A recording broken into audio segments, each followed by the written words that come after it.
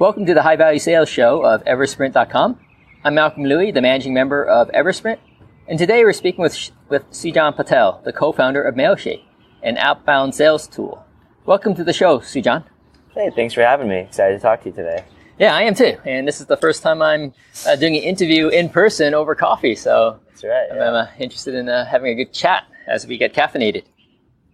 Sujan, you grew your company's subscriber base from 3,000 in 2015 to 20,000 in 2018, a 566% increase, and your annual revenue today is currently in the $2 million to $5 million range.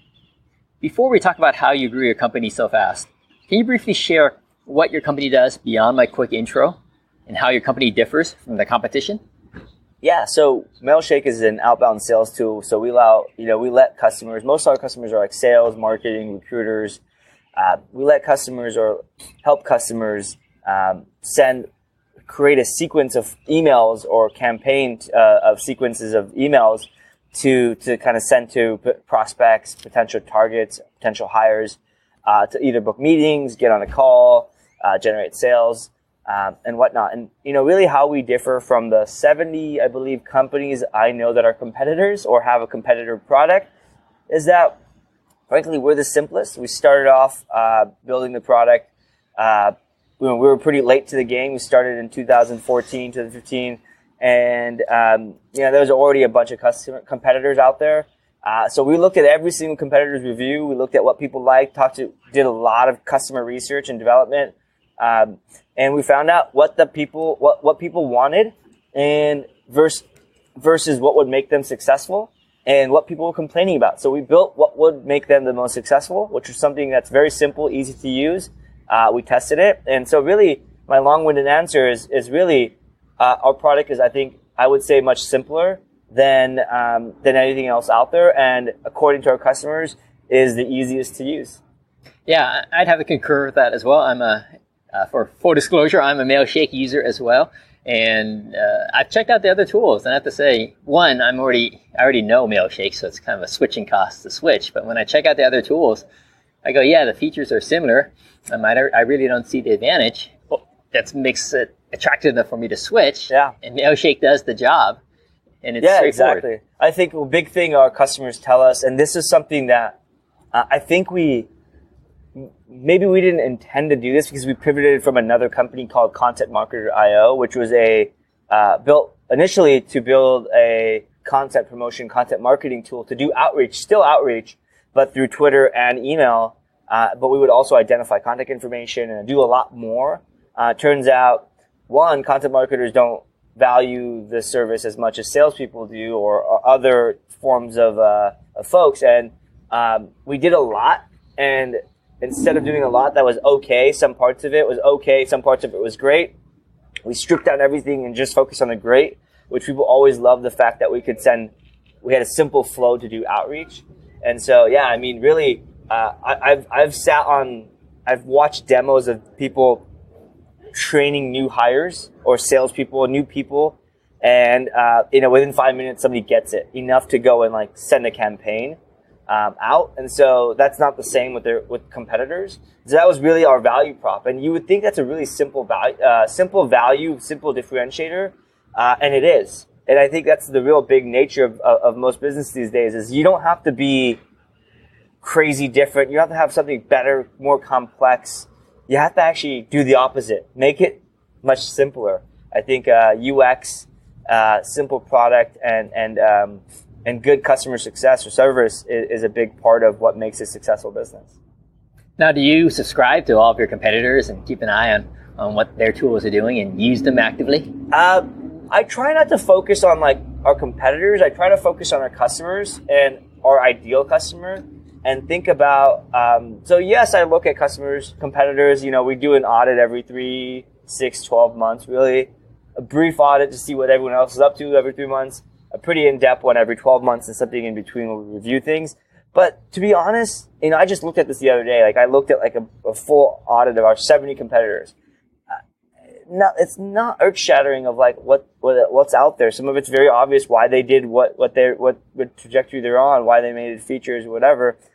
What I look for is our customers, our potential customers, what potential customers that are not going with us want? What do we don't have? So that in that case, it's what our competitors have. But I look at what makes us most successful, or what makes our customers most successful. And ultimately, if I go down building product related to that, we're going to win. And maybe not win against our competitors, but we're going to win more business and we're going to grow. And I don't really believe this is a zero-sum game. I don't think most businesses are that way. And, we're a bootstrap business, so we're not trying to be the next unicorn. I actually don't think this has legs enough to be a $1 billion business, let alone a $100 million business. But I'm okay building a business that can go somewhere between 10 and 100 million, because that's still a sizable business for me. Yeah, that's a good chunk. Now, how big are the likes of ActiveCampaign, do you know, revenue-wise? Like ActiveCampaign, like the ActiveCampaign in terms of revenue. Do you have a feel for how big they are in terms of email marketing automation? Yeah, I think they're, I don't really, I would say somewhere between probably 10 to 50 million is most like email marketing companies out there. Okay. ActiveCampaign, SendGrid is now I think they got bought out by Twilio.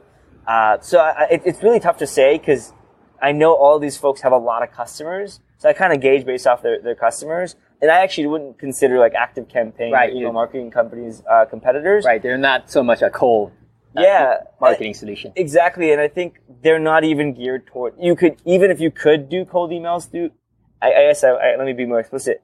You can do it. It's just not the best experience, and they will likely shut you down quickly through SendGrid or ActiveCampaign.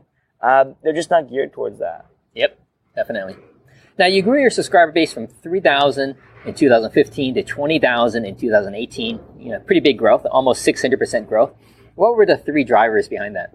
Yeah, so our biggest channel for growth, and I'll gladly say this, our two biggest channels for growth, which make up more than 70% of growth, or 70% of new customers, is first and foremost word of mouth, and second, inbound marketing. It's no surprise, inbound marketing, that's my background, that's our team's skill set. We rank for a lot of things, we create a lot of content, what have you. And then word of mouth really comes from that one, the customer development we did early on, right? It came from, so I guess, number one point, you asked for me, what's the top three things? Mm-hmm. Number one is, we did a ton of customer development. We are very much a customer-first company.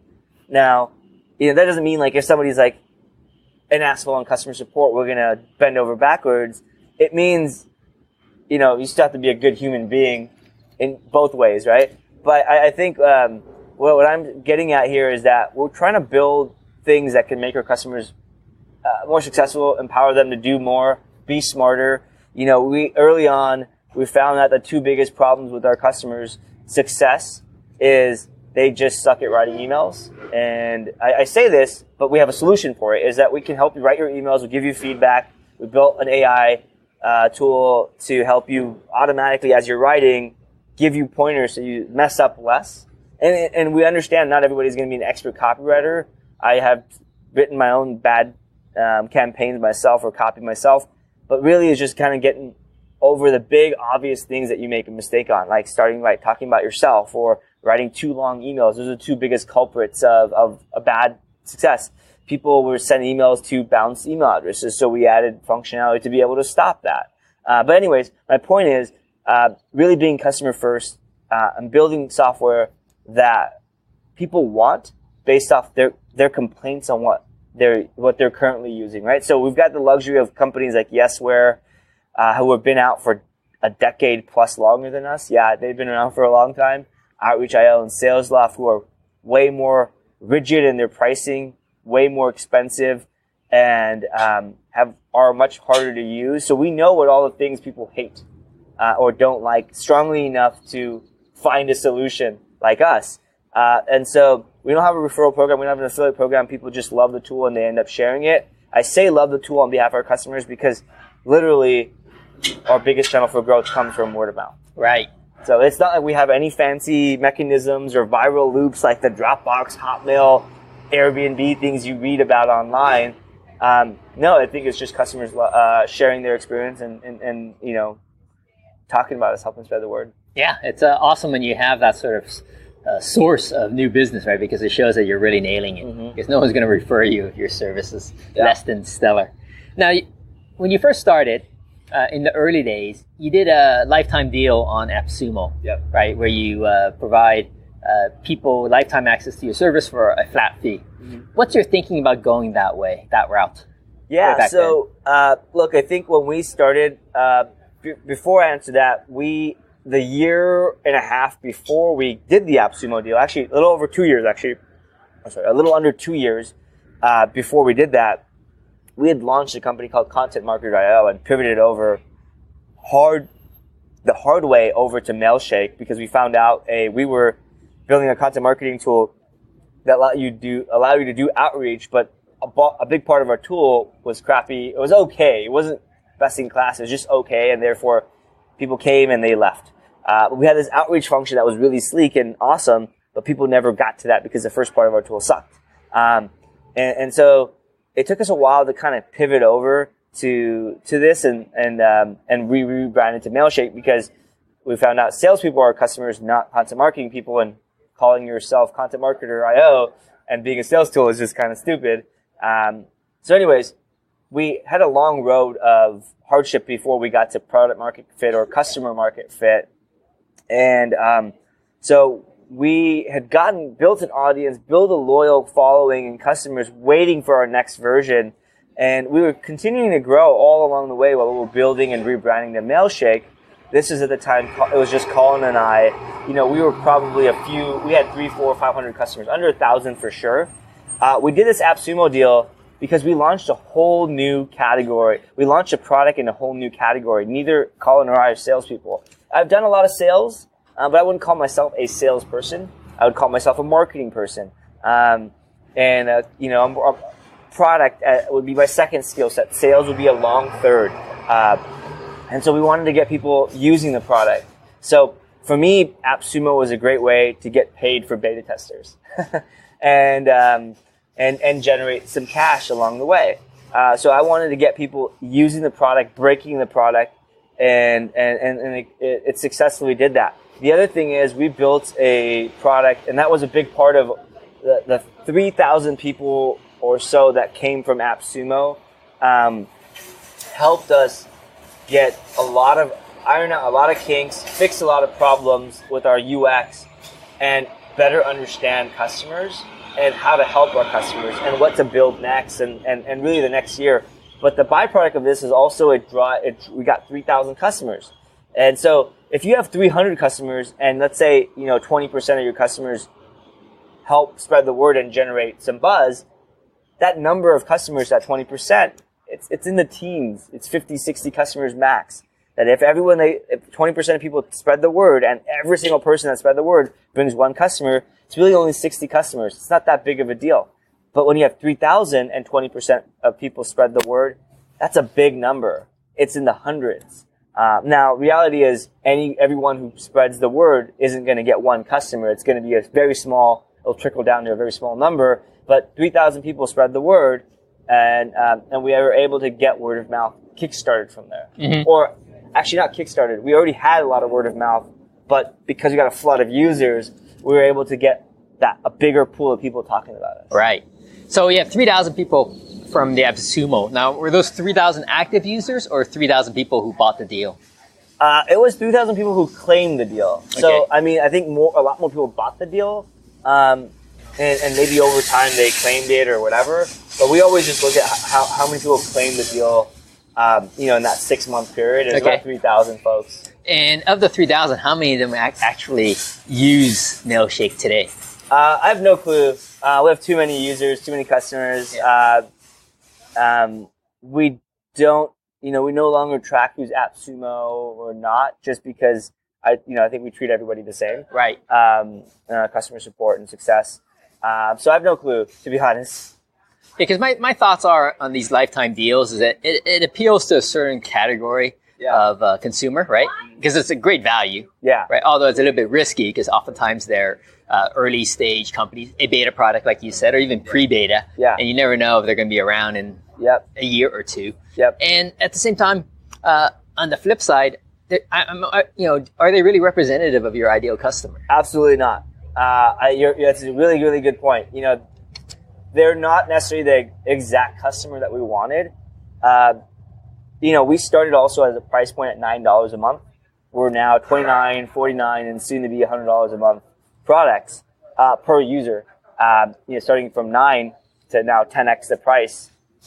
We've also, far vastly improved the product, I guess you can call it, if not more. So I think the value is justified or the cost is justified, but I'm obviously biased here. But yeah, I think with someone like a lifetime deal, it's not that they're your ideal customer, but just think about it, right? What does it take to get 3,000 random people to use your product? It's just a really big number. And even if only a fraction of them are your ideal customer, it's still a big enough number to get data of usage and find out who your customer isn't. Because I can tell you, startups fail a lot of times because they try to go after everybody, and it takes too long to figure out who their customer is. And by the time they figure it out, they've run out of money. I bought time. I quickly got 3,000 people, and maybe, again, if I play. First of all, part of this is I don't remember because it's been a long time. But two, we didn't track as much data at the time. But I would say a third of the people were actually salespeople or using it for sales. And a part of our word of mouth came from the wrong customer spreading the word. But we learned a lesson of a valuable lesson and a hard-learned lesson of who is our customer and who is it. And since then, we've turned away people who are hey, look, you could buy our tool and you could hack your way to use this, but it's just not going to work long term. Right. And so we got smarter about who we want to go after. And that's why I know I could say with conviction that sales people are our primary audience, SEO, any form of link building, marketing, or our second form of customers. And third would be HR, recruiting, PR. There's just a hodgepodge of what makes the next 20% of people. So that's who our customer is. Mm-hmm. And the other part of this is we intentionally from day one built the tool to be great for a single user experience. That was a beta version and was called Connector. Version 1.0 of Mailshake was meant for a small team of users, 1 to 3 people. And now we're building more towards, we still want to be that individual, single user focus and be great for that and be simple. But we also expanded to be allowable to be used by 20 people, up to 20 people. And after that, if somebody's hey, I have a 50-person sales team, I'm dude, you got to use a different tool. It's not going to work. You're going to hack your way and you're going to be pissed off. So why can't a 50-person sales team use Mailshake? What's the limitation there? I would say, when you're a 50-person sales team, you might have a sales operations person. You might have somebody who just goes in the accounts. Maybe that they're teeing up the campaigns for someone else. It just is not as organized. It's not as structured. You're going to have to look and hunt for things. And it ends up becoming an efficiency thing more than I want this to be simple, easy to use. So again, if you have different teams, you want better organization, categorization for your campaigns or whatever, it's just going to be a little harder for you to find that information. Now, I'm saying this knowing this is a limitation because we can't be best for everybody. We have to choose our battles, and I think what we focus on is being best for really the 1 to 20 person teams. And I'm okay losing to the 21 and above, or 15 and above, or whatever it may be. Now, what other solutions are out there that can do cold email marketing for a team of 50? Because I can't think of any off the top of my head. I would say you kind of go into the enterprise space with Outreach.io or SalesLoft. Those are probably the two that come to mind.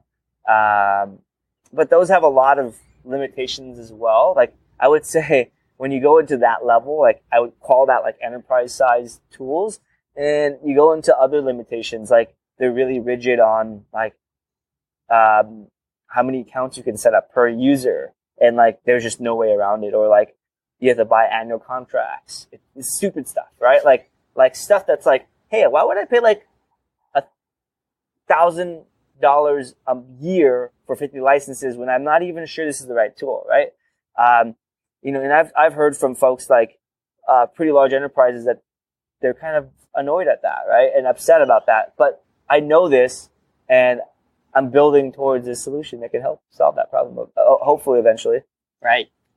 So the 3 drivers of your business that grew your subscribers: 1, word of mouth; 2, inbound marketing; and 3, customer development. Right. You focus on the customer, giving them the products, the features, the functionality, the service that they need. I would actually say beyond just the customer development part, I would say extreme focus rather than customer development. And that extreme focus helped us narrow down that customer development was the thing to really drill down into. But we did not do a lot of things. We intentionally did not do a lot of things. Because of resource constraints and budget constraints, we could not do a lot of things. So it was by choice and by force.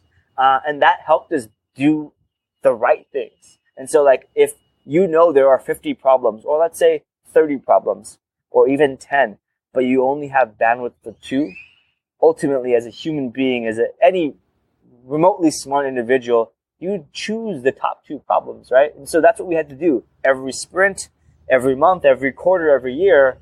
And now, okay, we have a bigger team. We have 11 full-time folks. So we can do more than 2. We can solve more than 2 problems. We can solve 5. But we still have more things. And so it forces us to bubble the big behemoth of problems to the top. And because of limitations, we're not funded. We have growth targets, and we have competitors who are been around longer than us and have more money and bigger teams. We have to be smarter with our time. And so we're very much the base camp, David versus Goliath. And I'd rather be David because in this scenario, just because, doing the things that people love, creating one thing people love versus 10 things people kind of like, love is just a stronger ROI for the customer. Right. Now, for the inbound marketing side, how many new leads does that generate for you each month, do you reckon? In the hundreds, 500 or more per month. And these are people who are just asking you for more information? Is 500 people per month, or 500 people are trialing your software? To sign up, trialing the software. We don't have a free trial. We actually learned that early on so we're one of the few that don't have a free trial. I think we're the only one probably, or not only, because the enterprise also don't have free trials, but we're the only one in our kind of SMB self-service side of things.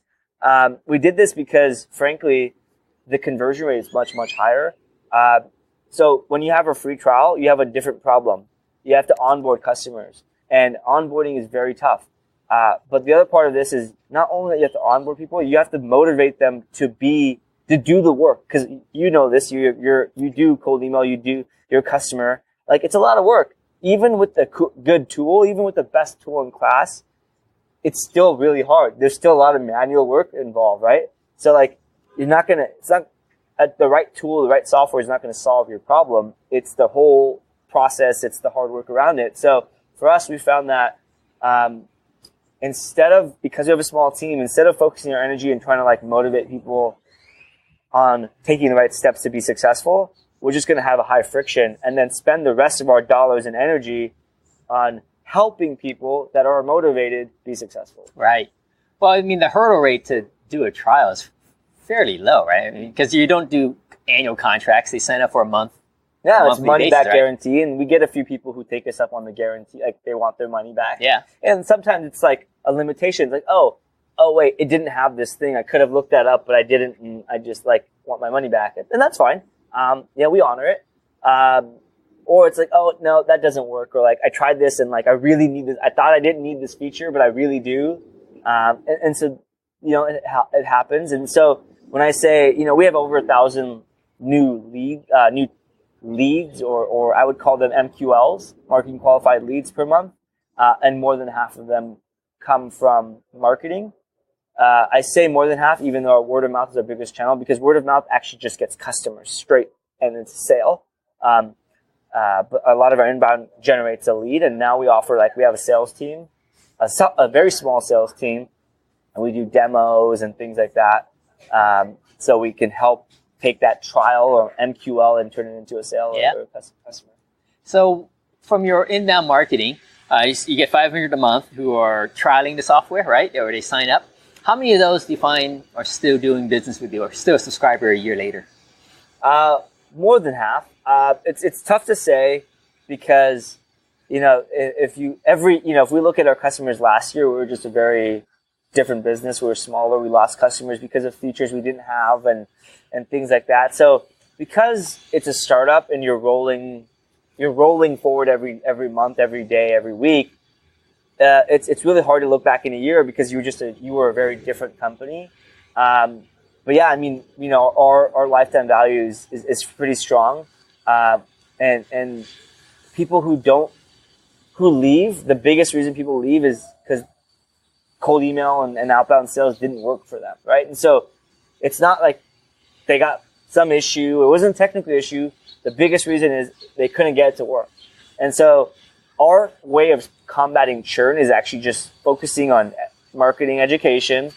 That's why our blog talks about pretty much everything we can think of and we hear from our customers that can make them more successful. And we have a customer success team that will do trainings, one-on-ones. We're now doing onboarding and things like that to help people kind of get off to the races in the right way, but also help fix problems. And that's been pretty impactful for customers. Right. So for your word of mouth driver, how many leads are coming from that each month? We don't really measure the leads. Most of those, they're generating a few hundred customers. I can say more than 200, less than 500. But how can you tell when it's a referral, when it's a word of mouth? So we actually ask, when you sign up, how'd you hear about us? It's an old school way. I mean, you kind of do that on a radio station, offline advertising when you buy products or whatever. When you buy a house, there's someone who referred you? And you have to kind of write down their name. It's like that old school tactic, but it's the most definitive way to find out somebody. And when you say friend or colleague, well, we have a bunch of options. It's a drop-down menu, so it's really easy. And pre-selected, it's nothing, so you can't just skip that form, and we make you answer it. Yes, we want to know the information, and It's very valuable. You say friend or colleague, we actually ask you who that person is. So sometimes we get people like Bob, like random name. One of our partners, one of the founders, his name is Bob, so maybe it is actually Bob. But Bob is our COO, so probably unlikely it's Bob. But people put in real people's names, and every month we actually engage those people who people put in. That number is somewhere between 200 and 300 a month of people that put in a name. Mm-hmm. The number of customers is higher from word of mouth, but every month we engage with those folks. Yep. Sometimes it's the same people. I can tell you, there's probably 30 people who just always refer us. And we just send them a simple thank you note. Hey, thank you for being awesome. Yeah. And we hunt them down. We have to find them on LinkedIn. The names are, sometimes they're generic, like John Henry. Turns out there's an awesome SEO guy named John Henry. I forgot his last name. And we said, we figured it out. I'm like, hey, John, thanks for pinging. He's like, oh, how'd you find me? So again, it's just building a relationship with our referrals. Okay. And their customers too. Yep. And a lot of times those 30 people or the 250 or so people that recommend us, those are our power users too. So by engaging in conversation, and our marketing team does that. I used to do that for the longest time. I still do.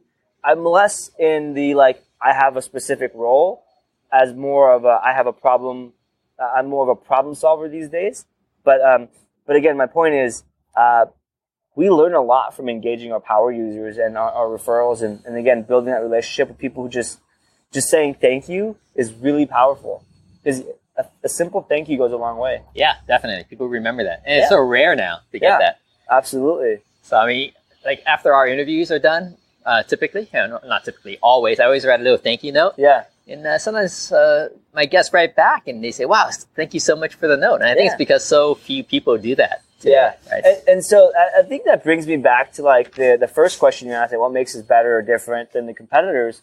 I think it's that our willingness to help a company, help a person be successful, I think is far greater than what our competitors are willing to do.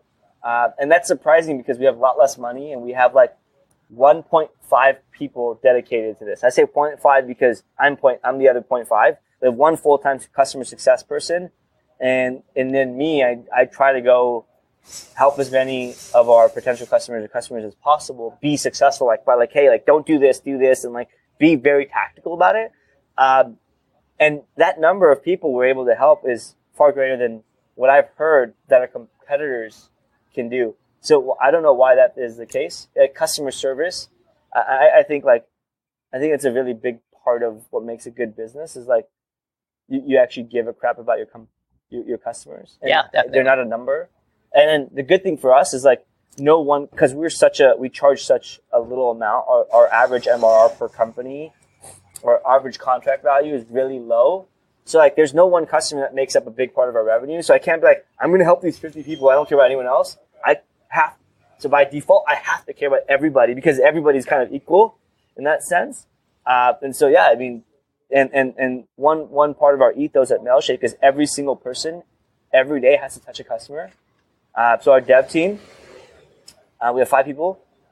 They take sprints on who takes on support. So you've probably talked to almost all of them at some point. They do tier 2 support, which is more technical issues and things like that. We have a full-time customer support person.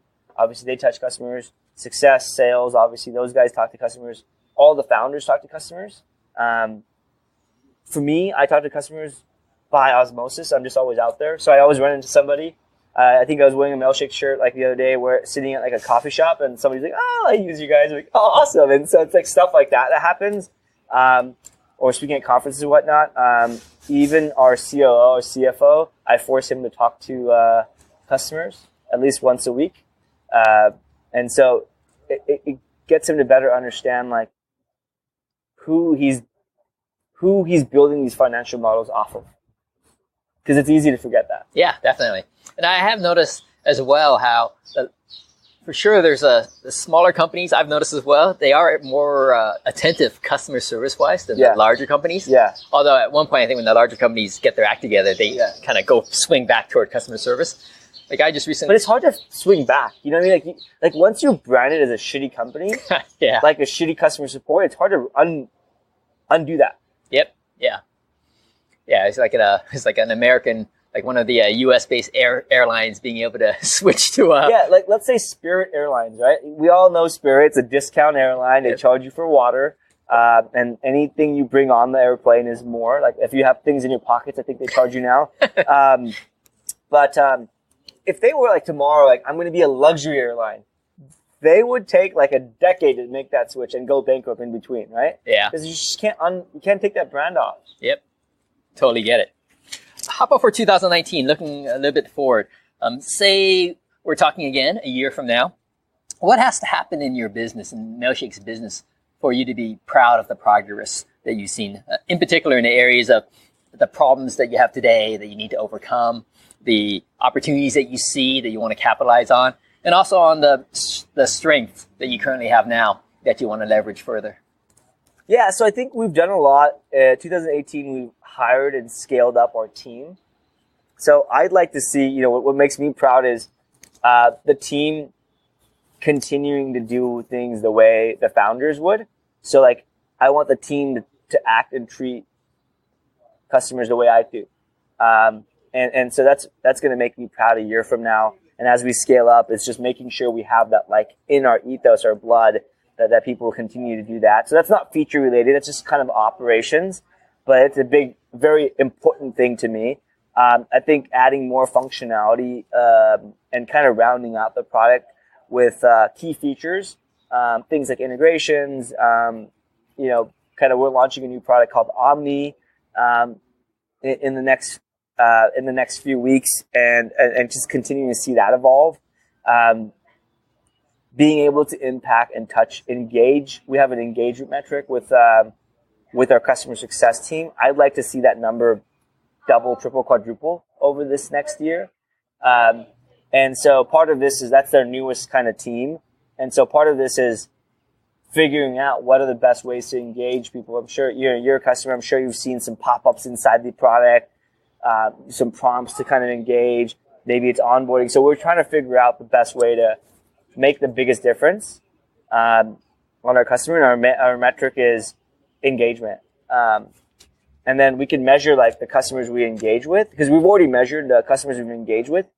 Anyone we've engaged with, the churn rate's less than half of that customer. The success rate, the open rates of their emails and their campaigns are far greater. So like, so if we can touch 100% of customers, and we may do a month or two of testing where like you have to talk to our success team to get inside our product, not necessarily stopping them from using the product, but maybe after their first usage or something like that. And then continuing to improve the. So with Omni, we're going to add a lot more functionality. People have requested all this functionality for a long time. Adding in phone and social outreach or social selling as a part of the product. So more than just cold email, cold calling, social selling. But I would like to see that product continuing the ethos of what makes it successful, why we get the word of mouth, which is simplicity. So we've got a lot more polish to do. We're launching a usable product. I think it's good. There's a lot more polish. We're going to keep iterating. And so, yeah, I mean, really just that. We had an outage this past week for 3-4 days. That was our first, like, big issue. I'm sure, as a longtime customer, you've seen issues happen on your campaign, but this is the first one that kind of affected a good portion of customers. I'd like to never have that happen again. So we've got our postmortem this morning, and so we put in a lot of things in place to never see that again. So every year, if we're not down ever, I'm happy. Right. Now, I imagine you could make a bulletproof solution, but it comes at a price, right? Yeah, I mean, when you build a bulletproof solution, I think you end up going slower. But there's a lot of redundancies and backup planning that you can do. I'm not a technical person, but you can build some contingencies in play to like have some failback things, or also if you think about it, like where are the common thresholds? So like, one thing I'm proud of is during this this week we were down for 3 days, and by down I mean we were very slow and had connection times out, but emails didn't stop sending. So like I would never want to be down when we send emails, right? Because that means everything is down, right? People are losing money, right? Our customers are losing money. But also contingencies that allow people to continue to use part of the product, or maybe an older version or whatever, less functional version, but can do the core things. Yeah, for sure. I noticed the outage as well, and it was a bit frustrating in terms of using it. But I noticed that my emails were still going out. Yeah. So yes, it's inconvenient, but it wasn't a showstopper. I just did something else. Yeah, exactly. And yeah, like I can tell you that 4 out of the 5 developers did not take showers for like 2 or 3 days. And so today they're taking showers. Yeah. But they work remotely, so it wasn't too bad, though. It wasn't too bad. No, we had a virtually stinky office for a bit, but they solved the problem. But I just meant like that's the kind of level of dedication I think I'm proud of, right? Like, I think every company is going to have problems, but it's like when you have a problem, when shit hits the fan, what do people do?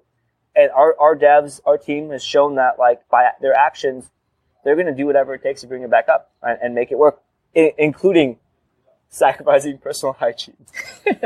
Although I don't condone it. That's not what I would do. Yeah, totally.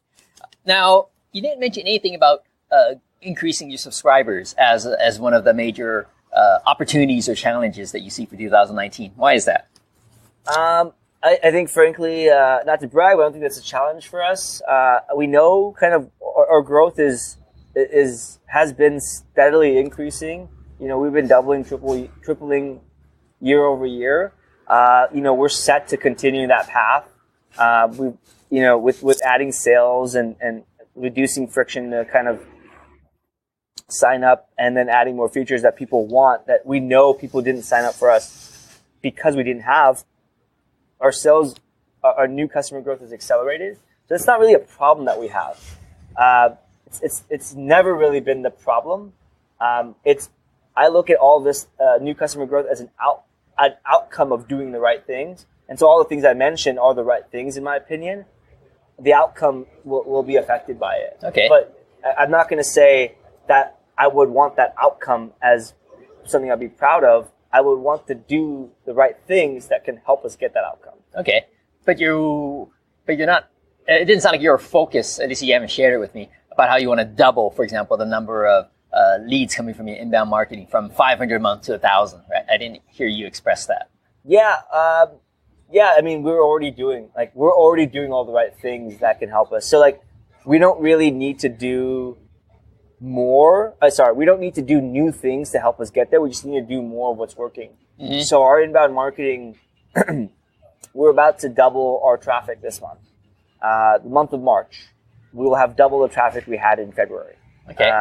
How did you do that though? I mean, but it was from like a year or two of effort of content marketing, right? So it wasn't like we did something tomorrow or yesterday and like, bam, it worked. No, it was like tried and true, like build content that solves problems and has high volume. So solves our customers' problems. People have asked about it, and also has significant search volume. And you cross-reference those, and you kind of go down the list of like biggest volume, biggest problem, down to the lowest problem, lowest volume. And there you have a priority list of what to create. So yeah, I mean, I believe everything we do every result we get on the marketing front this year everything, the ROI we get from our marketing this year will be as a result of everything we did right last year. Okay. So I'm not really focused. So everything we do this year, if you ask me next year what I want, I'll refer back to this year. Right. You know? So just because of how long, inbound marketing takes. Now, you said just a moment ago that your traffic from inbound marketing is going to double versus last month. Is that what you said? Yep. So how do you know it's going to double in 1 month? Normally, inbound marketing is... I mean, we're pacing at that. So we've been pacing at more than double the traffic. In 1 month? In daily traffic, yeah. Literally in 1 month? So the outcome has happened, right? So like on it, but the reason for that is because a lot of our keywords that we're going after went from top of page 2 to somewhere in the mid pack of page 1, right? Okay. And with SEO, most of the traffic comes in when you're on page 1. Okay. And so the reason a lot of these have doubled is because we've just got significant traction. Okay. Your rankings have improved. Exactly. So it's not like we magically did something. I look at what like Jeff Bezos says, like just because your stock price increases 30% doesn't mean you're 30% smarter. I don't think we did anything genius this last month. It's just a result of the hard work we've done for the last 9 months. Mm-hmm. One of the tools that I have, and I use them on your site as well, it shows the traffic that shows the keywords that you're ranking for, and it shows the value of those keywords on a pay-per-click perspective. And when I ran the tool on Mailshake, it gave me a number like $150 a month or something like that as the value of the keywords. Uh-huh. I imagine you're spending more than $150 a month on your SEO though, on your right.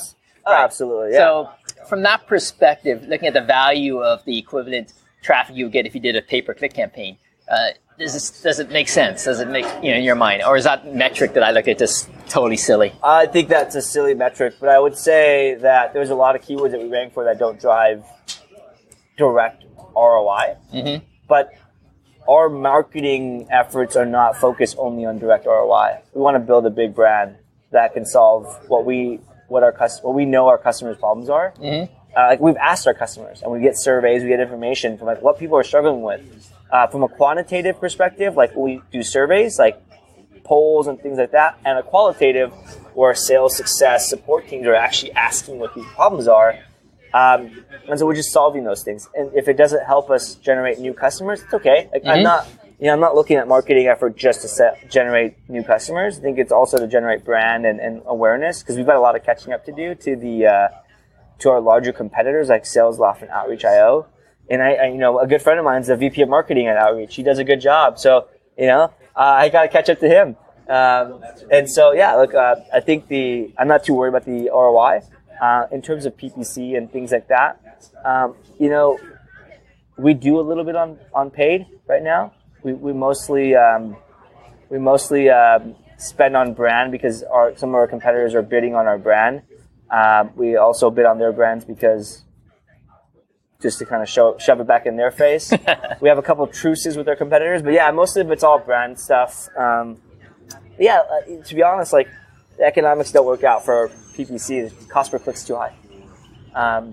for our LTV or what we're willing to spend. If we're a funded company and our goal was to be more of a zero-sum game or get to that like large valuation to get to the next valuation, yeah, we would have to spend on PPC. But we're bootstrapped. I have patience. We make enough money. Company is growing. Not to say we're not spending on things that we can't do to grow faster, but we're only spending on things that we can do to grow faster that are economically viable for the long term. Right. Yeah, it makes sense. So we're not going to lose money because we need to get traction against X competitor because we need to get the next round of funding. We just can't do that. Even if we can, I wouldn't, because it's just not responsible, in my opinion. There has to be a trade-off, right? In general, oftentimes companies do that for a couple of reasons. One, they see a competitor might be more aggressive and they don't want to get pushed out of the market. Yeah. Or two, it's a way of, they have an exit strategy in mind that's driven by market share and size of the business, not necessarily on making a profit, right? Yeah. So I have a little bit of a different view on this, and so I agree. Like there is we do have an exit strategy. We do have the partners meet every quarter and annually. We discuss like, hey, what would you do if you had $10 million in cash or X dollars in valuation, right? Or X dollars if we sold this company. And every year we're like, don't know what to do with more money because we make money every month. Like we're profitable. And we have money to spend and hire and whatever. We hire who we need. And when we need more people, we hire. Like when there's a role, but we're smart. Like, okay, so like customer success started off by me doing it, back in January 2017. We scaled up by hiring a part-time contractor in summer of 2018.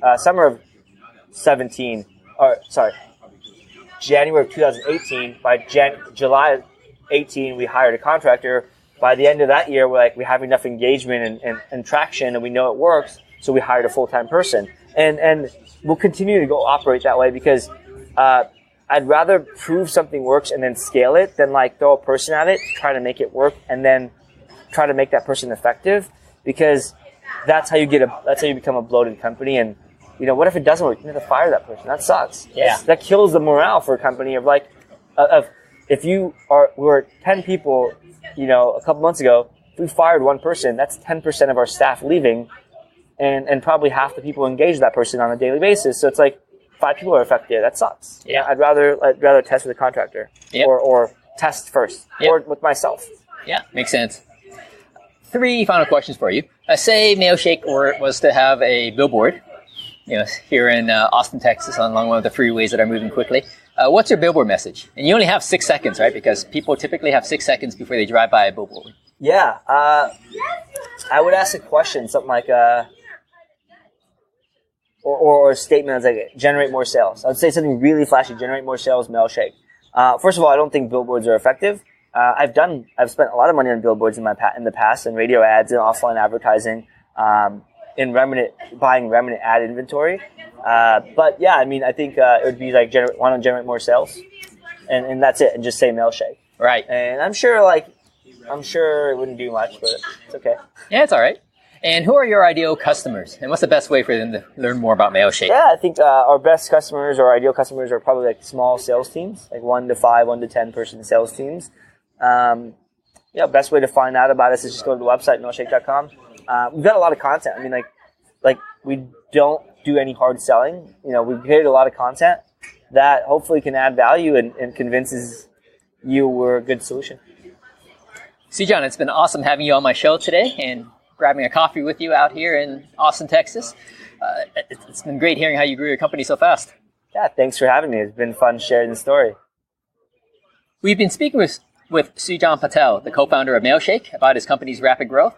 For interviews with other fast-growing, high-value sales companies, or to learn how we can accelerate your firm's high-value sales through automation, visit eversprint.com.